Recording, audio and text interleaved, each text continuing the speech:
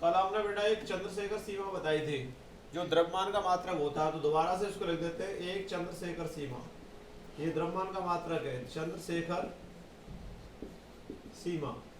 ठीक है, इस चंद्रशेखर सीमा का मान होता है 1.4 गुणा सूर्य का द्रव्यमान। सूर्य का द्रव्यमान ये बताया था हमने आपको, ठीक है ना। अब सूर्य का द्रव्यमान यहां मैं लिखता हूं क्या होता है। सूर्य का द्रव्यमान ये कंपटीशन में पूछा जाता है। सूर्य का द्रव्यमान m और यहाँ लिख दिया s। s मीन्स सर और m मीन्स मास। सूर्य का द्रव्यमान होता है 2 गुणा 10⁻30 किलोग्राम। ये होता है सूर्य का द्रव्यमान। ठीक है, तो एक चंद्रशेखर सीमा का मान यहाँ से कितना बन जाता है, या तो ये लिखा हुआ आएगा ऊपर का, एक चंद्रशेखर सीमा बराबर 1.4 गुणा सूर्य का द्रव्यमान, या एक चंद्रशेखर सीमा बराबर 1.4 गुणा 2 गुणा 10⁻30 किलोग्राम। ये मैंने सूर्य का द्रव्यमान लगा दिया इस जगह, तो इसका गुणा कर दीजिए तो कितना हो गया 2.8 गुणा 10⁻30 कितना हो गया 30 किलोग्राम। इतना होता है एक चंद्रशेखर सीमा का मान। तो ये कंपटीशन में पूछा जाता है, ये इंपोर्टेंट भी है। ठीक है ना। अब एक मात्रक और होता है जो अभी तक आपने नहीं सुना, स्लग। तो यहां पर मैं लिख रहा हूं एक स्लग। एक स्लग ये भी द्रव्यमान का मात्रक होता है, तो 14.57 किलोग्राम इसका मान होता है। कितना होता है 14.57 किलोग्राम ये स्लग होता है। ये स्लग का मान है एक स्लग, ये द्रव्यमान का मात्रक है ये स्लग। ठीक है ना। अब जो अणु है या परमाणु है उनका जो द्रव्यमान है वो छोटे रूप में मापा जाता है। जैसे हम न्यूट्रॉन और प्रोटॉन का जो द्रव्यमान मापते हैं वो एक परमाणु मात्रक के बराबर लेते हैं। तो यहां पर लेता हूं मैं एक AMU। पहले हम AMU लिखते थे, अब AMU की फुल फॉर्म बता देता हूं। A मीन्स यहां से लिखा हुआ है ना A, इसको कहते हैं एटॉमिक। एटॉमिक और M मीन्स होता है मास, एटॉमिक मास, और U मीन्स होता है unit, atomic mass unit. AMU का फुल फॉर्म हो गई, A मीन्स हो गया एटॉमिक, M मीन्स हो गया मास और U मीन्स हो गया यूनिट। तो एटॉमिक मास यूनिट बन गया ये। ठीक है, लेकिन अब हम इसको मॉडिफाई रूप में 1U लिखने लग गए और इसको कहते हैं यूनिफाइड। यूनिफाइड मास लिखते हैं अब इसको शॉर्ट फॉर्म में। तो इसका मान होता है कार्बन। कार्बन होता है 6C12। 6C12 ये कार्बन होता है के परमाणु का द्रव्यमान, के परमाणु का द्रव्यमान इसके बराबर या तो एक AMU कह दो या एक U कह दो। इसका मान होता है कार्बन 6C12 के परमाणु का द्रव्यमान। और कार्बन 6C12 के परमाणु का द्रव्यमान है ये जो होता है, तो यहां लिख सकते हैं 1U या 1AMU बराबर 1.67 गुणा 10⁻⁻27 किलोग्राम। ये इसका मान होता है, ये मैंने जो लिखा है यहाँ पर। ठीक है ना, ये 1.67 गुणा 10⁻⁻27 किलोग्राम हो गया। तो मैं दोबारा से बता देता हूँ। एक चंद्रशेखर सीमा 1.4 गुणा सूर्य का द्रव्यमान। सूर्य का द्रव्यमान MS बराबर 2 गुणा 10⁻30 किलोग्राम होता है। एक चंद्रशेखर सीमा बराबर 1.4 तो ये आ ही गया, और सूर्य का द्रव्यमान यहाँ से मैंने लगा दिया, तो 2.8 गुणा 10⁻30 किलोग्राम हो गया। अब ये अगला मात्रक है स्लग। तो एक स्लग बराबर 14.57 किलोग्राम, ये फिक्स मान होता है इसका। अब हम अणु हो या परमाणु हो, ठीक है ना, और जैसे कि न्यूट्रॉन है और प्रोटॉन है, इसके जो द्रव्यमानों को मापा जाता है वो एक AMU में मापा जाता है। AMU में मापते हैं या यूनिफाइड में मापते हैं, यूनिफाइड मास में। तो लिखा मैंने एटॉमिक, M मीन्स लिखा मास और U मीन्स लिखा यूनिट। तो एटॉमिक मास यूनिट। परमाणु द्रव्यमान मात्रक हिंदी में कहते हैं। एटॉमिक मतलब है परमाणु, और द्रव्यमान और मात्रक इसका पूरा नाम हो गया। एटॉमिक मीन्स परमाणु, मास मीन्स द्रव्यमान और यूनिट मीन्स मात्रक। तो पूरा नाम क्या हो गया, परमाणु द्रव्यमान मात्रक। या कह सकते हैं 1U यूनिफाइड मास। तो 6C12 के परमाणु का द्रव्यमान, 6C12 के परमाणु का द्रव्यमान जो होता है वो यहाँ पर लिखा है मैंने 1U बराबर 1U या 1 AMU बराबर 1.67 गुणा 10⁻27 किलोग्राम। ये यूनिफाइड मास या एक AMU का मान है, जिसमें के परमाणु या अणु या न्यूट्रॉन या प्रोटॉन दोनों के द्रव्यमानों को AMU या यूनिफाइड मास में मेजरमेंट किया जाता है, जिसका मान किलोग्राम में ये होता है। ठीक है ना। ये बेटा हमने पहले लंबाई के मात्रक लिए, फिर द्रव्यमान के मात्रक लिए, अब हम समय के मात्रक ले रहे हैं। तो यहां से मैं लिख रहा हूं समय के मात्रक। अब समय के क्या मात्रक होते हैं वो मैं यहाँ बता देता हूँ। ठीक है ना। जैसे एक, यहाँ लिखा मैंने मिली सेकेंड, यहाँ लिखा मैंने 1 मिली सेकेंड। तो 1 मिली माने होता है 10⁻³ 10 की पावर कितना होता है -3, और यहाँ पीछे क्या लिखा हुआ सेकंड, तो ये 10⁻³ सेकंड हो गया। एक माइक्रो मीन्स होता है 10⁻⁶, तो 1 माइक्रो सेकंड, यहाँ लिखा मैंने 1 माइक्रो सेकंड बराबर होता है 10⁻⁶ सेकंड। ठीक है, ये हो गया। अब हम बात करते हैं 1 नैनो सेकंड की। नैनो माने होता है 9, मिली माने -3, माइक्रो माने -6 और नैनो माने -9। नैनो सेकंड, नैनो माने होता है 10 की पावर -9 सेकंड। ठीक है, ये यहां से आया। अब 1 मिनट बराबर जानते हैं आप कितना होता है, 60 सेकंड होता है, ये तो सब जानते ही हैं। 1 घंटा बराबर कितना होता है, 60 मिनट बराबर 60 × 60 बराबर कितना, 3600 सेकंड।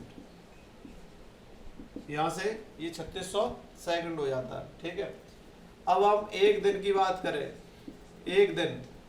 एक दिन में कितने घंटे, 24 घंटे। ठीक है, 24 घंटे, तो 24 × 1 घंटे में कितनी सेकंड, 3600। ठीक है ना। तो यहां से 86,400 सेकंड। तो ये एक दिन के कितने बन गए, सेकंड बन गए।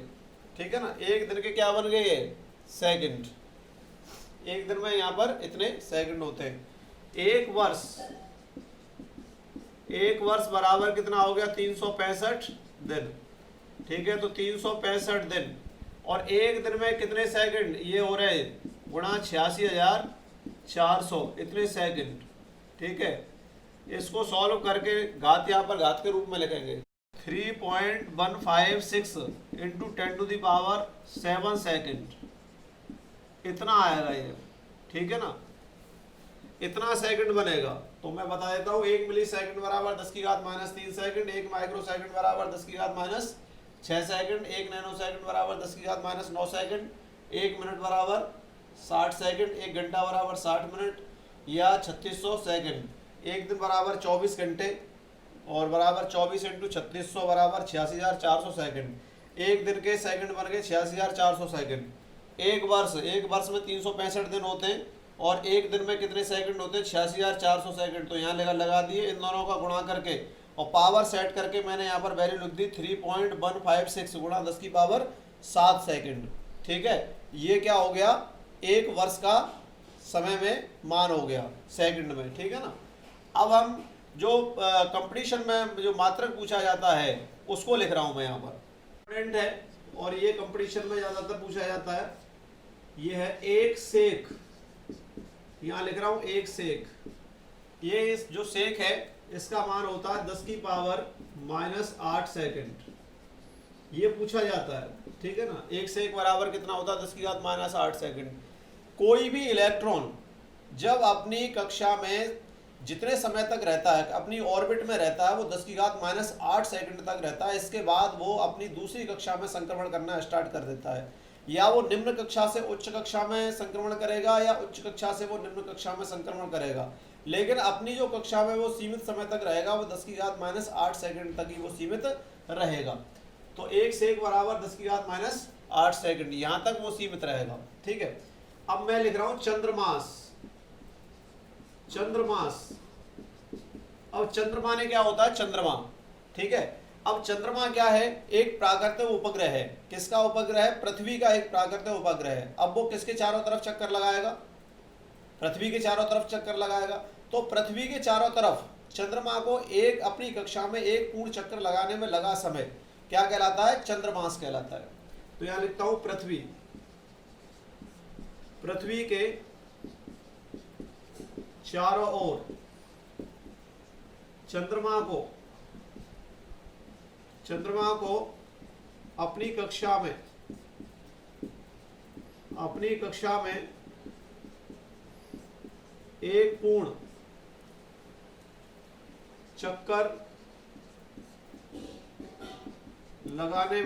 चक्कर लगाने में लगा समय, पृथ्वी के चारों ओर चंद्रमा को अपनी कक्षा में एक पूर्ण चक्र लगाने में लगा समय चंद्रमास कहलाता है, चंद्रमास कहलाता है।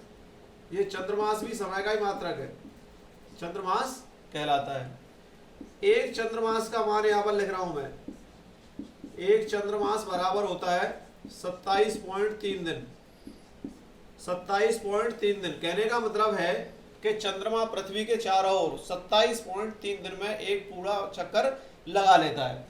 तो मैं यहाँ लिखा चंद्रमास, पृथ्वी के चारों ओर चंद्रमा को अपनी कक्षा में एक पूर्ण चक्कर लगाने में लगा समय चंद्रमास कहलाता है। एक चंद्रमास बराबर 27.3 दिन। कहने का मतलब है चंद्रमा पृथ्वी के चारों तरफ अपना एक चक्कर 27.3 दिन में लगा लेता है, तो वो उसका क्या कहलाता है, चंद्रमास कहलाता है। ठीक है ना।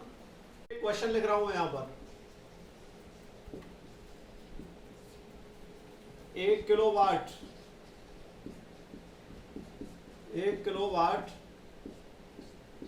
1 kWh 1 किलोवाट घंटा,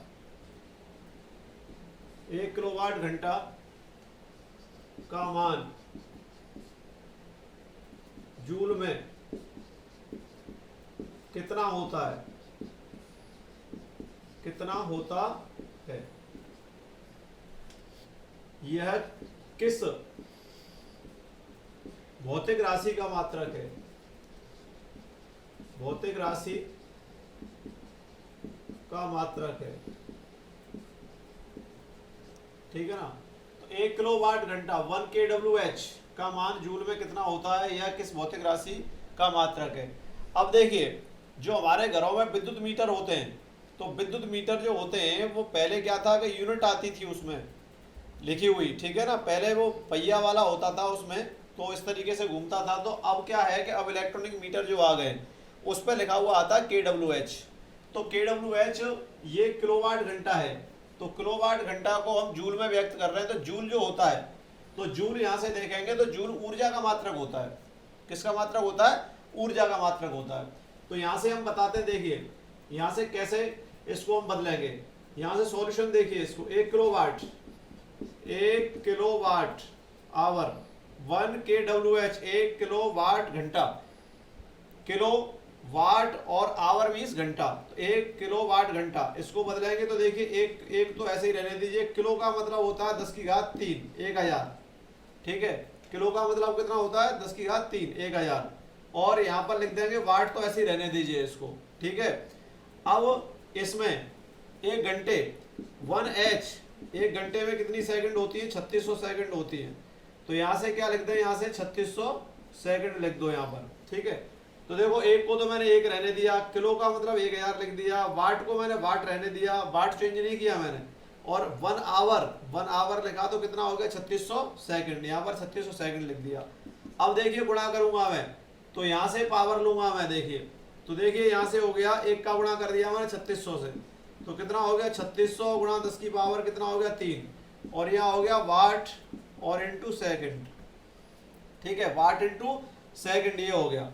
अब देखिए वाट इंटू सेकंड को जूल कहते हैं। क्यों कहते हैं, देखिए शक्ति P पावर बराबर कार्य बटे क्या होता है, समय, W बटे क्या होता है, समय यहाँ पर, ठीक है। समय हो गया T, तो P इसका कितना हो गया, इसका देखिए वाट हो गया, ठीक है। कार्य का मतलब क्या हो गया, जूल, ठीक है। और इसका मतलब क्या हो गया, सेकंड, ठीक है। तो जूल बराबर यहां से देखेंगे तो जूल बराबर क्या हो गया, वाट इंटू सेकेंड। तो जूल को हम क्या लिख सकते हैं, वाट इंटू सेकेंड।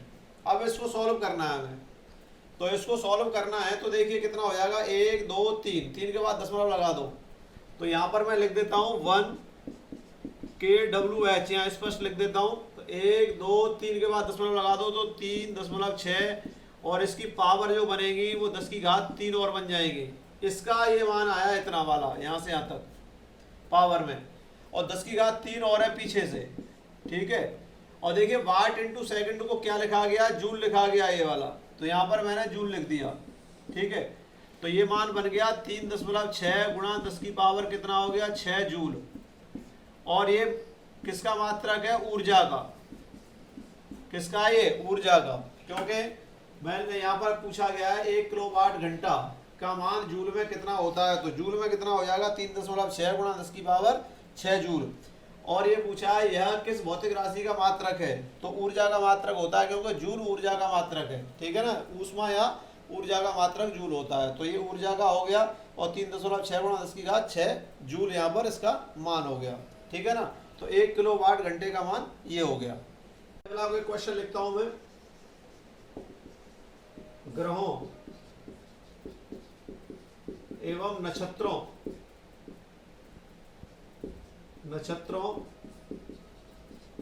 की दूरियां